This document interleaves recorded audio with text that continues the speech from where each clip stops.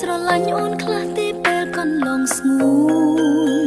គ្រាន់ចង់សួរលើកចុងក្រោយឆ្លើយពីបេះដូងព្រោះពេលនេះស្នេហ៍យើងដូចអស់ផ្លូវ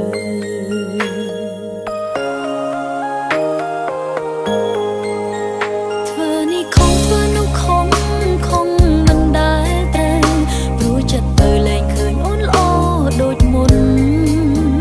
ទៅណាក៏លែងសប្បាយមានតែពាក្យថាធុញបងថាធុញលែងចង់នៅមួយម៉ាត់ណាក៏បាយពីរម៉ាត់ណាក៏បាយអូនលែងហ៊ានប្រកាយបងចង់បែកទៅបងនឹងលែងឃើញមុខអូនពីពេលនេះទៅម្នាក់នេះមិននៅរំខានបងទៀតឡើយមួយម៉ាត់ណាក៏បាយពីរម៉ាត់ណាក៏បាយអូនលែងហ៊ានប្រកាយចិត្តបងថ្លៃទៅពិតជាហត់ណាស់ព្រះអើយតាំងចិត្តហើយមិនត្រឡប់ក្រោយវិញទេ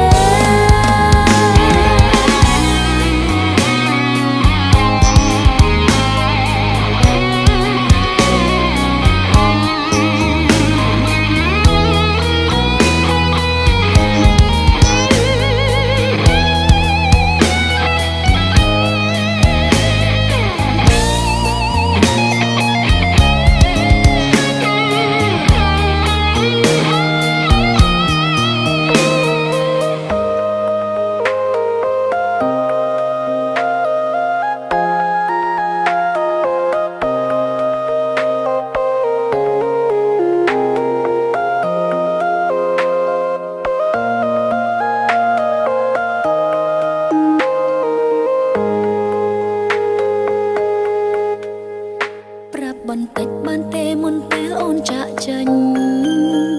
ធ្លាប់ស្រឡាញ់អូនខ្លះទេពេលកន្លងស្ងួនគ្រាន់ចង់សួរលើកចុងក្រោយឆ្លើយពីបេះដូងព្រោះពេលនេះស្នេហ៍យើងដូចអស់ផ្លូវ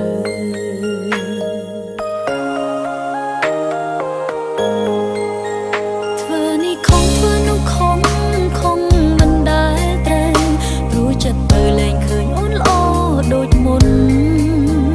ទៅណាក៏លែងសប្បាយមានតែពាក្យថាធុញបងថាធុញលែងចង់នៅមួយម៉ាត់ណាក៏បាយពីរម៉ាត់ណាក៏បាយអូនលែងហ៊ានប្រកាយបងចង់បែកទៅបងនឹងលែងឃើញមុខអូនពីពេលនេះទៅម្នាក់នេះមិននៅរំខានបងទៀតឡើយមួយម៉ាត់ណាក៏បាយពីរម៉ាត់ណាក៏បាយអូនលែងហ៊ានប្រកាយចិត្តបងថ្លៃទៅហើយស្នេហ៍មួយនេះពិតជាហត់ណាស់ព្រះអើយតាំងចិត្តហើយមិនត្រឡប់ក្រោយវិញទេមួយម៉ាត់ណាក៏បាយពីរម៉ាត់ណាក៏បាយអូនលែងហ៊ានប្រកាយបងចង់បែកទៅបងនឹងលែងឃើញមុខអូន